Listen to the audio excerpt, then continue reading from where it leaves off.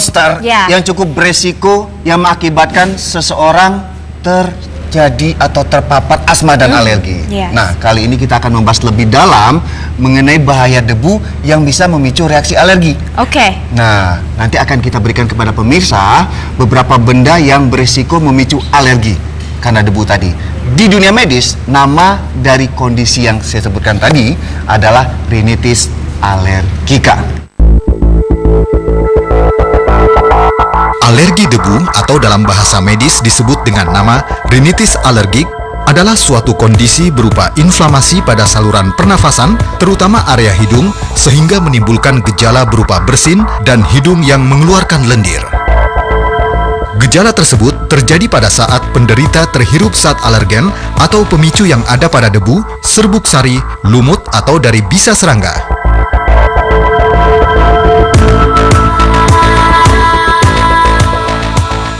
Nah, Rianti pengen tahu bagaimana reaksi alergi ini terjadi di dalam tubuh kita. Penonton ingin tahu? Tahu. Nah, saya ingin tunjukkan di animasi berikut ini, Rianti, ya, animasinya seperti apa. Debu itu kan partikel kecil. Dia akan bertebaran di ruangan, akan masuk ke dalam saluran pernafasan.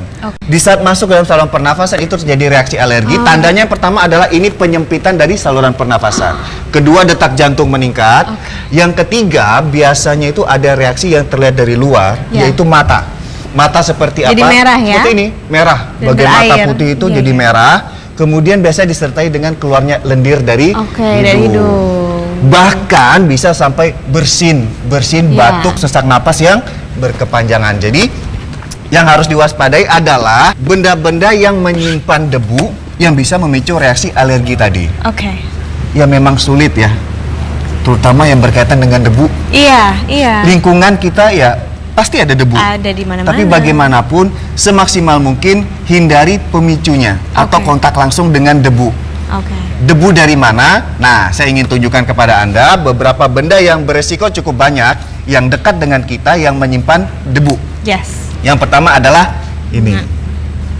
Bunga. Biasanya di kamar ya naruh bunga plastik Nah, perhatikan ya, tergantung juga bunganya. Kadang-kadang debu kan nyimpan-nyimpan di sini. Kadang di vasnya. Ini juga beresiko. Dari daun-daunnya seperti itu ya. Tapi kalau bunga asli nggak apa-apa dong, Dok? Justru malah bunga asli lebih lagi. Kadang-kadang kan ada serbuk sari, walaupun pohon yang lebih besar itu lebih beresiko. Iya, polennya, serbuk sarinya seperti itu. Nah, yang kedua adalah ini. Stuffed animal ya, boneka-boneka. Tapi lucu, Dok, gimana, Dok? Lucu memang, tapi makanya di saat Anda sebagai seorang ibu atau orang tua melihat anak bersin-bersin terus, yang harus dicurigai pertama adalah boneka mainannya.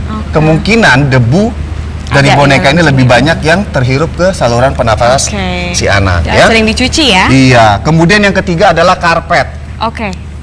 Kalau keluarga misalnya Rianti atau Anda yang di rumah ya punya riwayat alergi, sebisa mungkin jangan gunain karpet di kamar tidur atau di ruangan.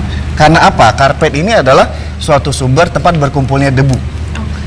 Bahkan kutu di sana. Debu tadi, tungau itu tadi. Banyak ya. Dust mite tadi. Beberapa benda-benda ini bagaimana cara membersihkannya? Tentunya pertama kalau Anda ingin membersihkan debu, satu, jangan langsung menggunakan, biasa kan pakai tisu kering, pakai kain kering. Basahkan dulu tisunya, basahkan dulu kainnya. Biar menempel ya. Biar nempel langsung debunya. Kondisi seperti ini terkesannya sepele. Tapi kalau apalagi kalau kita punya riwayat alergi, lagi bersin bukannya malah bersih kemana-mana. Gitu. Kemudian yang kedua ya, bagaimana cara kita mencegah supaya tidak terpapar debu lebih banyak? Selain dengan lapnya, biasanya ini nih vacuum cleaner. Ya, saya ingin tunjukkan kepada Anda. Memang vacuum cleaner adalah suatu alat yang digunakan untuk membersihkan debu. Tapi ada beberapa hal yang harus dilihat pada vacuum cleaner. Yang pertama adalah filternya. Ya, Rianti, kita lihat. Filter di dalam vacuum cleanernya ya. Nah itu, banyak banget debunya. Ya, saya letakkan di atas. Nih, filter seperti ini udah banyak debu saat membukanya. Jadi Anda diharuskan memakai masker. Oke. Kemudian yang kedua, nah ini yang lebih lebih yang harus diperhatikan adalah selain filternya, saat alat ini digunakan, tidak semua alat dari vacuum cleaner menyedot debu. Oke. Justru malah sebaliknya, menerbangkan debu. Oh no. Ini seolah-olah ya. Wow. Oke. Wow. Terkadang ingin menyerot debu, tapi justru malah menyebarkan debu bertaburan. Iya. Ya, seperti itu. Jadi gitu. hati-hati saat menggunakan vacuum cleaner dan memilih sambungan di ujungnya. Ya. Nozzle. Nah, untuk mencegah dari debu tadi, biasa kalau udah reaksi alergi terjadi, ada suatu obat yang digunakan untuk reaksi alergi, yaitu antihistamin. Obat antihistamin. Kemudian di Dr. Oz Indonesia episode sebelumnya, kita sudah pernah mendemokan cara mencuci hidung dengan larutan air garam. Larutan air hangat, ini larutan air hangat, ditambah dengan garam.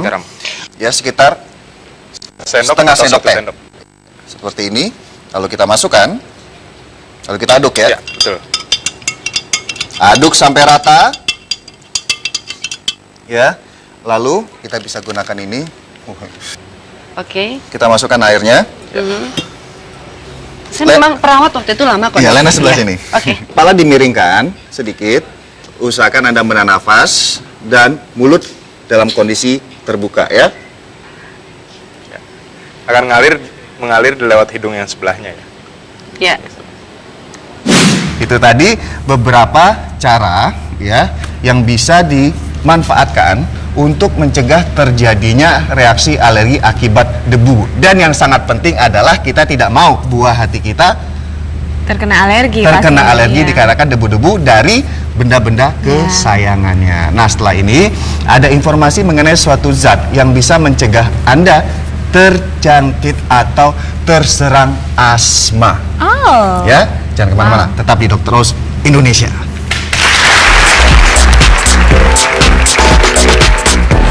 Akan dicegah.